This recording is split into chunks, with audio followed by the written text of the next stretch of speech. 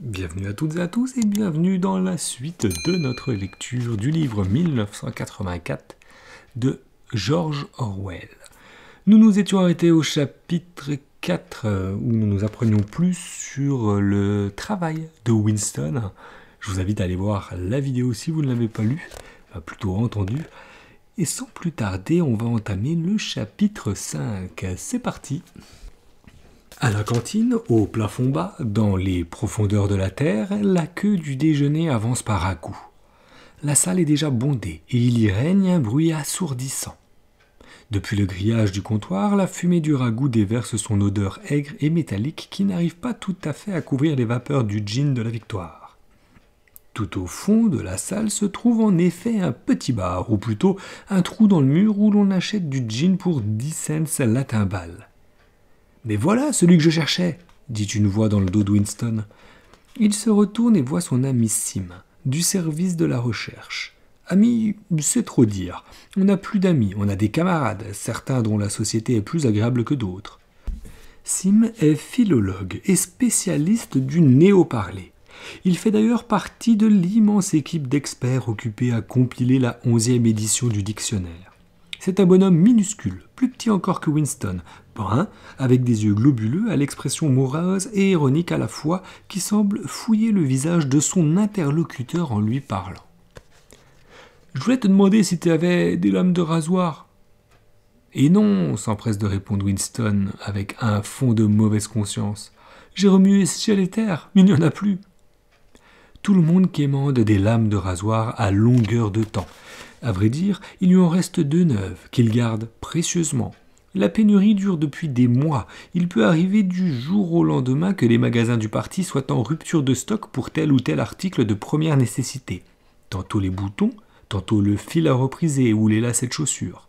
En ce moment, ce sont les lames de rasoir. Pour s'en procurer, il faut tenter de discrètes incursions du côté du marché libre. Et encore.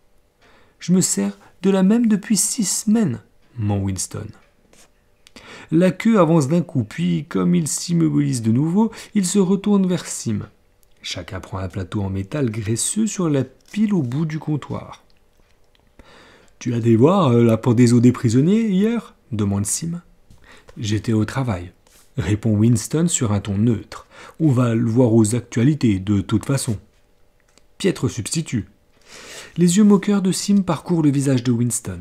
« Toi, je te connais, semble-t-il dire. Je te perce à jour. Je sais très bien pourquoi tu n'es pas allé la voir, cette exécution. » À sa manière intellectuelle, Sim est d'une orthodoxie venimeuse. Il parle avec une délectation perverse des raids d'hélicoptères sur les villages ennemis, des procès et des confessions des manteaux criminels ainsi que des exécutions dans les caves du ministère de l'amour. Il faut absolument l'éloigner de ces sujets-là pour l'entraîner sur le terrain des finesses du néo-parler, car alors il dit des choses intéressantes qui font autorité. Winston détourne légèrement la tête pour éviter les grands yeux sombres inquisiteurs. Pendaison impeccable cette fois. Ça gâche tout, je trouve, quand il leur entrave les pieds. J'aime bien les voir gigoter. Et puis, ce qui me plaît le plus, c'est à la fin. Quand la langue ressort toute bleue, bleu vif, le détail me réjouit. « Suivant, s'il vous plaît, » dit le prolo en tablier blanc en brandissant la louche. Winston et Sim poussent leur plateau sous le grillage et chacun reçoit aussitôt sa ration réglementaire. Une gamelle de ragoût rosâtre, un quignon de pain, un cube de fromage, un mug de café de la Victoire sans lait et une pastille de saccharine. « Il y a une table là-bas, sous le télécran, » dit Sim. « On prendra du gin au passage. » Le gin leur est servi dans des chopes de porcelaine sans anse. Ils se faufilent à travers la salle bondée et déchargent leur plateau sur la table de métal dans un coin de laquelle subsiste une flaque de ragoût infect qui ressemble à du vomi. Winston prend sa chope, marque un temps pour se préparer au choc et descend la gnôle au goût de pétrole. Il cligne des yeux pour chasser ses larmes et découvre aussitôt qu'il a faim. Il se met à engloutir des cuillerées du magma où surnagent des cubes spongieux qui pourraient bien être à base de viande. Il n'échange pas un mot avant d'avoir liquidé leur gamelle. À gauche de Winston, derrière lui, quelqu'un parle sans arrêt à toute vitesse d'une voix rauque et nasillarde à la fois. On croirait entendre un canard qui parvient à se détacher sur le vacarme de la salle.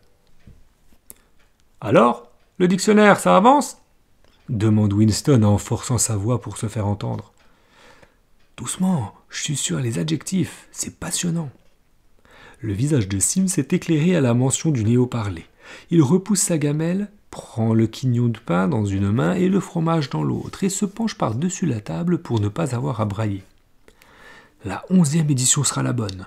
Nous sommes en train de donner à la langue sa forme définitive, celle qu'elle aura quand plus personne n'en parlera d'autre. Quand nous en aurons fini, les gens comme toi devront tout réapprendre. Tu crois sans doute que l'essentiel de notre tâche est d'inventer des mots, mais pas du tout. Nous détruisons des mots, au contraire, par dizaines, par centaines tous les jours. Nous dégraissons la langue jusqu'à l'os. La 11e édition ne contiendra pas un seul mot susceptible de devenir obsolète avant 2050. Il mord voracement dans son pain et avale 2 bouchées, puis il reprend avec une cuistrerie passionnée. Son fin visage, à la peau mate, s'anime. Ses yeux ont perdu leur expression moqueuse, ils deviennent presque rêveurs. Il n'y a rien de plus beau que la destruction des mots, bien sûr. L'épuration maximale se situe du côté des verbes et des adjectifs, mais il y a aussi des centaines de noms superflus. Pas seulement les synonymes, les antonymes aussi, car, enfin, pourquoi conserver un mot qui n'est que le contraire d'un autre ? Chaque mot contient son opposé en soi. Prends bon par exemple. Si tu as bon, quel besoin d'avoir mauvais ? Un bon fera l'affaire, aussi bien et même mieux parce qu'il en sera l'exact contraire, ce qui n'est pas le cas de mauvais. De même, si tu veux une version renforcée de bon, ça ne rime à rien d'avoir une kyrielle de mots approximatifs comme excellent, superbe et compagnie. Plus bon couvre le sens et même double plus bon si on veut insister. Bien sûr, nous employons déjà ces formes, mais dans la version définitive du néo-parler, il n'y en aura plus d'autres. Au bout du compte, la notion de bon et de mauvais sera couverte par 6 mots seulement, qui se ramèneront à un seul. Tu vois comme c'est beau, Winston ? L'idée vient de Big Brothers, bien sûr, ajoute-t-il comme pour réparer un oubli. Winston laisse planer une ferveur diffuse sur son visage à la mention de Big Brother, ce qui n'empêche pas Sim de détecter chez lui un certain manque d'enthousiasme. Tu n'apprécies pas le néo-parler à sa juste valeur, commande-t-il avec un air de tristesse. Même quand tu écris, tu continues à penser en obsto-parler. J'ai lu des articles de toi dans le Times, pas mal, mais ça sent la traduction. Au fond du cœur, tu adhères encore à l'obso-parler avec tout le flou qui l'accompagne et les nuances superflues. Ce qu'il y a de beau dans la destruction des mots t'échappe. Sais-tu que le néo-parler est la seule langue dont le vocabulaire rétrécit chaque année ? Winston le sait, bien sûr. Il sourit d'un air qu'il espère approbateur, mais n'ose pas répondre. Sim prend une autre bouchée de pain noir et poursuit. Ne vois-tu pas que tout le propos du néo-parler est de rétrécir le champ de la pensée ? À terme, nous rendrons littéralement impossible le menthocrime pour la bonne raison qu'il n'y aura plus de mots pour le commettre. Tout concept sera exprimé par un seul vocable, dont le sens sera strictement défini et les significations annexes effacées puis oubliées. Déjà, avec la 11e édition, on y est presque, mais c'est un processus qui va perdurer après que toi et moi serons morts depuis longtemps. Au fil des ans, on aura de moins en moins de mots et le champ de conscience rétrécira à proportion. Aujourd'hui déjà, il n'y a pas de raison ni d'excuse au menthocrime. Ce n'est qu'une question d'autodiscipline, de contrôle sur la réalité. Mais à terme, nous n'aurons même plus besoin de ça. La révolution sera complète quand la langue sera parfaite. Le néo-parler, c'est le Sosyang, et le Sosyang, c'est le néo-parler, ajoute-t-il avec une satisfaction mystique. Il ne t'est jamais venu à l'idée qu'en 2050 ou plus tard, il ne restera plus un être humain qui soit en mesure de comprendre la conversation que nous sommes en train d'avoir ? Sauf, objecte Winston, qui s'interrompt. Il avait le mot prolétaire sur le bout de la langue, mais il se retient de peur que cette remarque n'offense l'orthodoxie. Sim a cependant deviné sa pensée. Les prolos ne sont pas des êtres humains, dit-il avec légèreté. En 2050, voire plutôt, l'obso-parler aura totalement disparu des mémoires. Toute la littérature passée aura disparu avec lui. Chaucer, Milton, Shakespeare, Byron n'existeront plus qu'en néo-version qui ne se contentera pas de rectifier les textes, mais leur feront dire le contraire de ce qu'ils disaient. La littérature du parti elle-même changera, les slogans aussi. Comment veux-tu avoir un slogan comme « liberté et servitude » une fois que le concept de liberté aura été aboli ? Le climat de pensée sera radicalement différent. D'ailleurs, il n'y aura plus de pensée comme on la conçoit aujourd'hui. L'orthodoxie, c'est de ne pas penser, de ne pas avoir besoin de penser. L'orthodoxie, c'est l'inconscience. Winston est saisi d'une conviction subite. Un de ces jours, Sim sera vaporisé. Il est trop malin, voit trop clair, parle trop vrai. Ces gens-là déplaisent au parti. Il va disparaître un de ces jours, c'est écrit sur son visage. Winston a mangé son pain et son fromage. Il se tourne de côté sur le chaise pour boire son café. À la table de gauche, l'homme à la voix stridente continue de dégoiser sans vergogne. Dos tourné à Winston, une jeune femme, qui est peut-être sa secrétaire, l'écoute et semble approuver vigoureusement tout ce qu'il dit. De temps en temps, Winston saisit des « Tu as tout à fait raison, je suis tout à fait d'accord » proférés par une voix juvénile un peu bécasse. Mais l'autre ne se tait pas pour autant, même pendant ses interjections. Winston connaît l'homme de vue. Il s'occupe d'un poste important au service littérature. C'est un type d'une trentaine d'années, avec un cou puissant et une grande bouche mobile. Il rejette la tête en arrière et, sous cet angle, ses lunettes dans la lumière, il présente à Winston 2 disques vides à la place des yeux. Détail effroyable, dans cette logorée qui sort de sa bouche, impossible de distinguer le moindre mot.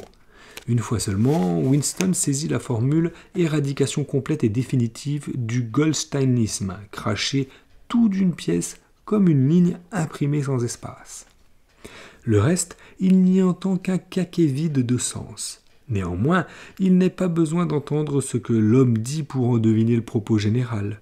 Qu'il dénonce Goldstein et qu'il exige des mesures plus fermes contre les manteaux criminels et les saboteurs, qu'il fulmine contre les atrocités de l'armée eurasienne ou qu'il fasse l'éloge de Big Brother ou des héros sur le front de Malabar, on peut être sûr que chaque mot relève de l'orthodoxie le plus parfait, du pur Sosyang.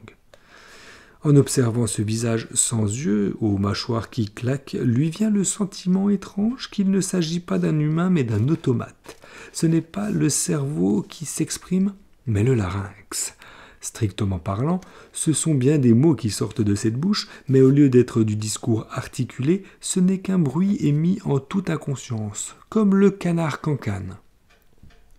Sim s'est tu un instant. Il fait des dessins dans la flaque de ragoût avec le manche de sa cuillère. La voix continue, volubile, bien audible malgré le vacarme ambiant. « Il y a un mot en néo-parlé, dit Sim, je ne sais pas si tu le connais, c'est « quaquer ». Il fait partie de ces mots qui ont 2 sens opposés. Appliqué à un adversaire, c'est une insulte, à quelqu'un qu'on estime, un compliment. Il finira vaporisé, pas de doute, pense de nouveau Winston. Il le pense avec un voile de tristesse, même s'il sait que Sim le méprise, le trouve légèrement antipathique et n'hésiterait pas à le dénoncer comme manteau criminel s'il voyait une raison de le faire. Il y a chez cet homme une faille subtile, il lui manque quelque chose, de la discrétion, du détachement, une forme d'imbécilité salvatrice. On ne peut pas lui reprocher la moindre déviance. Il croit dur comme fer au principe du Sosyang, vénère Big Brother, se réjouit des victoires, hait les hérétiques, non seulement avec sincérité, mais avec un zèle de tous les instants, en se tenant au courant des dernières nouvelles, bien plus qu'un membre lambda du parti. Et pourtant, il traîne avec lui une aura d'homme pas très recommandable. Il dit des choses qu'il voudrait mieux taire. Il a lu trop de livres et il fréquente le café du Châtaignier, repéré de peintres et de musiciens. Aucune loi, fût-elle non écrite, n'interdit de fréquenter le café du Châtaignier, n'empêche que c'est un lieu malfamé. Les vieux leaders discrédités du parti en avaient fait leur rendez-vous avant de disparaître dans les purges. Goldstein lui-même y aurait été vu des années, des décennies plus tôt. Il ne faut pas être grand clerc pour prédire le sort qui attend Sim. Et pourtant, il ne fait aucun doute que, s'il percevrait ne serait-ce que 3 secondes les opinions secrètes de Winston, il le dénoncerait illico à la Mantopolis. Tout le monde en ferait autant, certes, mais Sim le premier. Le zèle ne suffit pas. L'orthodoxie, c'est l'inconscience. Sim lève les yeux. « Tiens, voilà Parsons », dit-il d'un ton qui sous-entend plus ou moins ce pauvre Minus. Parsons, voisin de Winston à la résidence de la Victoire, se dirige vers eux, se faufilant entre les tables. C'est un blond replet de taille moyenne, doté d'un faciès de grenouille. À 35 ans, il commence à s'empâter au niveau du cou et de la taille même, ses mouvements demeurent alertes et juvéniles. Toute sa physionomie est d'ailleurs celle d'un petit garçon au format adulte. Il a beau porter la combinaison réglementaire, on ne peut s'empêcher de l'imaginer en uniforme de petit espion, short bleu, chemisette grise et foulard rouge. Il évoque un garçonnet aux genoux à fossettes et aux avant-bras potelés, sous les manches retroussées. D'ailleurs, il s'empresse d'enfiler un short dès qu'une randonnée collective ou toute autre activité physique lui en donne le prétexte. Il les salue tous deux d'un « salut salut » enjoué et s'assied à leur table. Il dégage une odeur de transpiration intense. La sueur perle sur tout son visage rose. L'homme présente des capacités de sudation hors du commun. Au centre communautaire, on sait toujours qu'il vient de jouer au tennis de table à l'humidité du manche de la raquette. Sim a sorti un rouleau papier où s'aligne une longue colonne de mots et il l'étudie, un stylo encre entre les doigts. « Regarde-moi, celui-là qui travaille là pendant la pause !» s'exclame Parsons avec un coup de coude à Winston. « Faut être mordu quand même !»« Qu'est-ce que tu lis, mon vieux ? Ça doit être trop fort pour moi. Dis voir, Smith, si je te cours après, c'est pour récupérer cette contribe que tu as oublié de me donner. » « Quelle contribe déjà ? Demande Winston qui met la main à la poche d'un geste automatique. Il faut réserver un bon quart de son salaire mensuel pour ses contributions volontaires, si nombreuses qu'on s'y perd. Mais tu sais bien, pour la semaine de la haine, les collectes par immeuble. Je suis trésorier du pâté de maison, on met le paquet, ça va être du spectacle. Je vais te dire, ça sera pas ma faute si la résidence de la Victoire a pas le record de pavois dans la rue. 2 $ que tu m'as promis. Winston déniche 2 billets sales et froissés et les lui tend. Sur quoi Parsons consigne le montant de sa participation dans un carnet de son écriture appliquée d'illettré. Au fait, vieux, il paraît que mon petit garnement t'a visé avec sa fronde hier.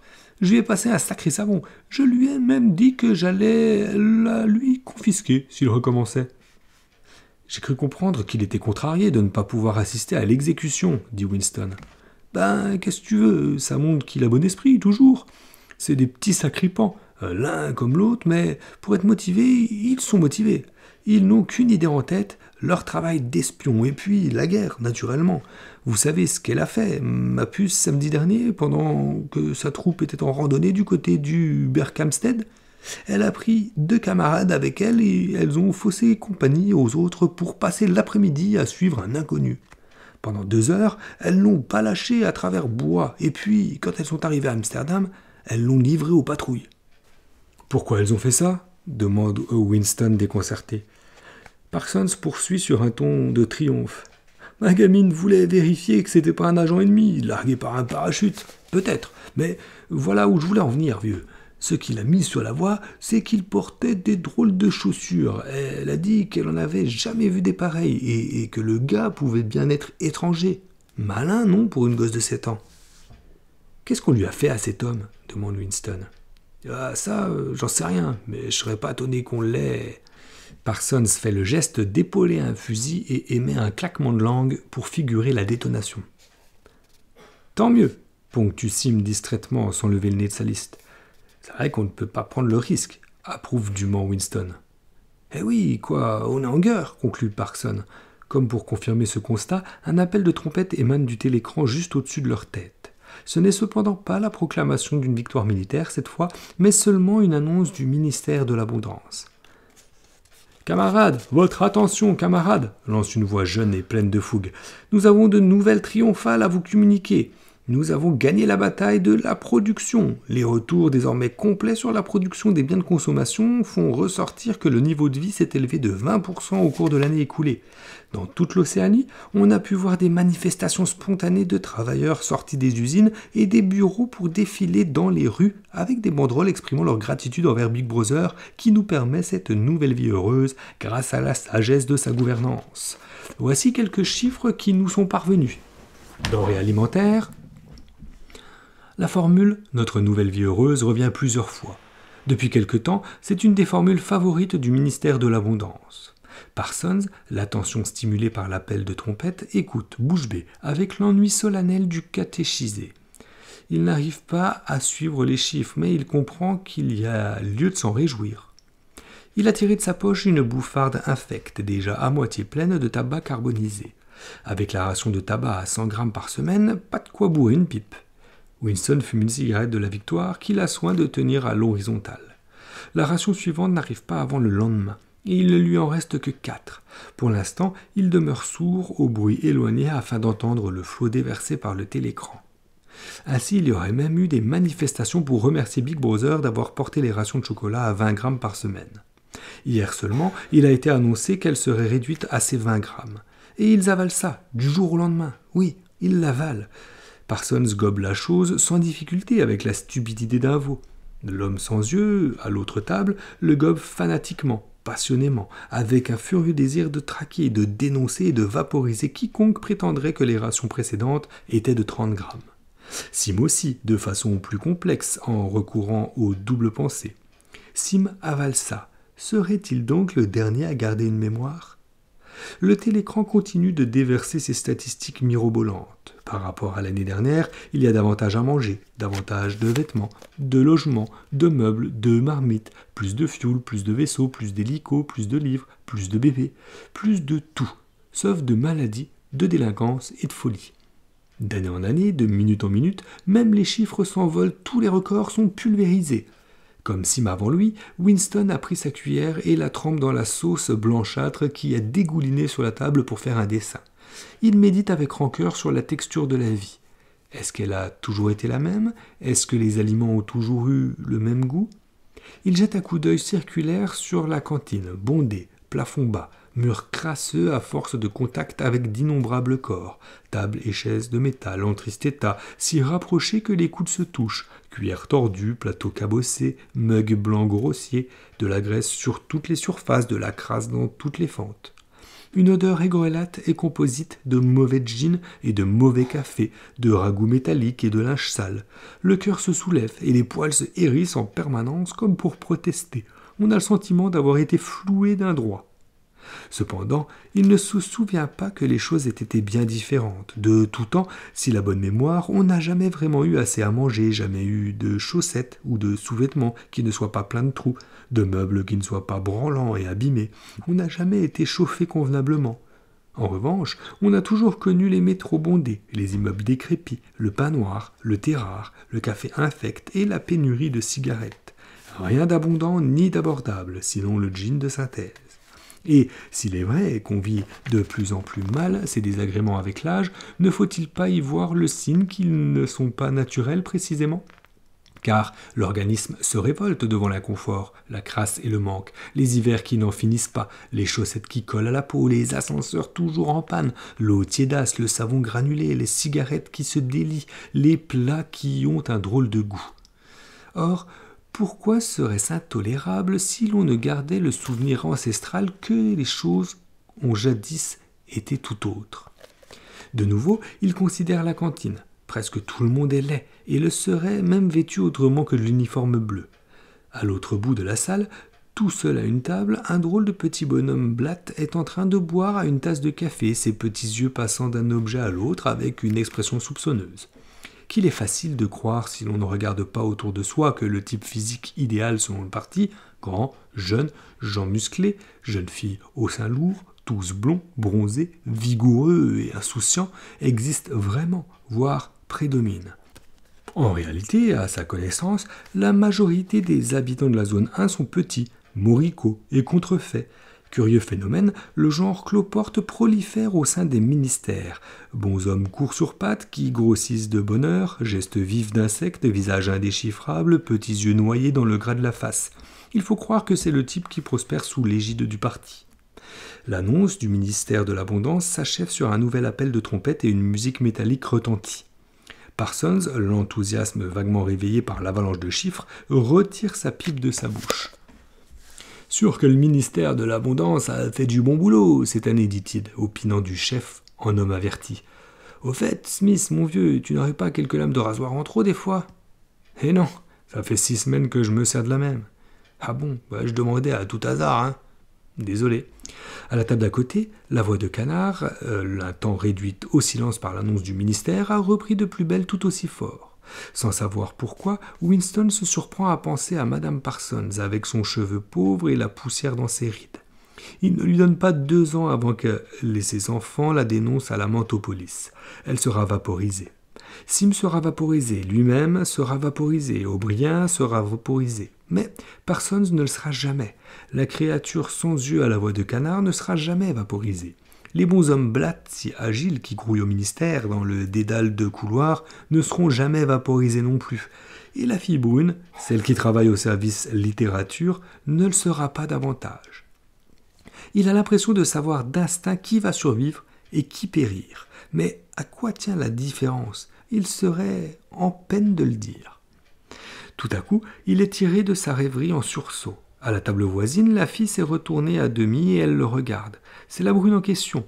Elle l'observe du coin de l'œil, mais avec une insistance bizarre. Dès qu'elle croise son regard, elle détourne le sien. Il en a froid dans le dos, traversé par une terreur atroce qui passe aussitôt, mais elle laisse dans son sillage un malaise taraudant. Pourquoi cette fille le surveille-t-elle? Pourquoi le suit-elle? Il ne se rappelle malheureusement pas si elle était déjà à cette table à son arrivée ou si elle s'y est installée ensuite. Mais une chose est sûre, la veille, lors des 2 minutes de haine, elle s'est assise juste derrière lui sans nécessité apparente.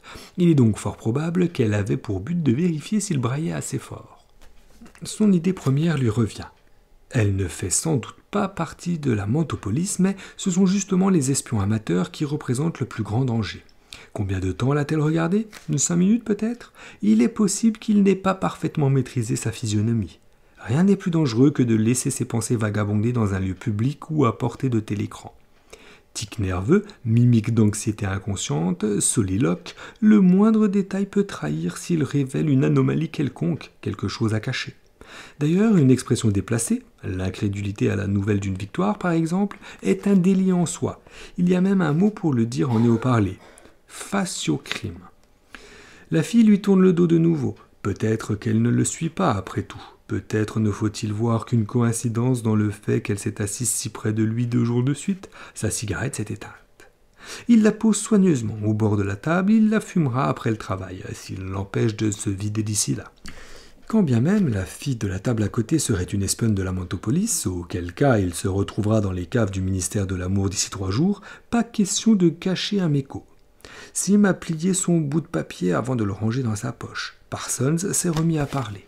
« Je t'ai pas raconté la dernière fois de mes schnappants, mon vieux ?» dit-il avec un petit rire sans retirer sa pipe de sa bouche. « Ils ont mis le feu à la jupe d'une vieille au marché parce qu'ils l'avaient vu emballer des saucisses dans une affiche de Big Brother. Ils se sont glissés en douce derrière elle avec une boîte d'allumettes. Ils l'ont salement brûlée, je crois. Ah, c'est des sacripants, mais du vif argent, hein. Ils reçoivent une formation du tonnerre chez les espions maintenant. Encore mieux que de mon temps. Tu te rends compte? Ils leur ont offert des cornets acoustiques pour écouter par le trou des serrures. Ma gamine en a rapporté un autre l'autre soir. Elle l'a essayé sur la porte du séjour et elle dit qu'elle entend 2 fois mieux qu'en collant son oreille. Bon, c'est qu'un jouet, mais quand même, ça va dans le bon sens. » C'est alors que le télécran émet un sifflement perçant qui annonce la reprise du travail. Les 3 hommes sautent sur leurs pieds pour se joindre à la ruée vers les ascenseurs et la cigarette de Winston se vide de son tabac. C'est la fin de notre lecture. On en apprend un peu plus encore. Forcément, on va dans le bon sens de l'histoire. Du coup, on a pu un peu comprendre certaines pratiques douteuses. Donc notre belle langue française sera bien anéantie dans quelques années. Évidemment, certains trouvent ça complètement normal, d'autres pas du tout. Les plus intelligents disparaissent, les plus, est-ce qu'on peut dire les plus bêtes ou les plus dans le moule, on va dire, de Big Brother survivront pour qu'ils créent enfin une race à leur image. En tout cas, nous en saurons encore davantage sur la prochaine lecture. J'espère que celle-ci vous aura plu. Je vous souhaite à toutes et à tous une belle journée, une bonne soirée ou une belle nuit si tel est le cas. Et je vous dis à très vite pour la suite de notre lecture. À bientôt.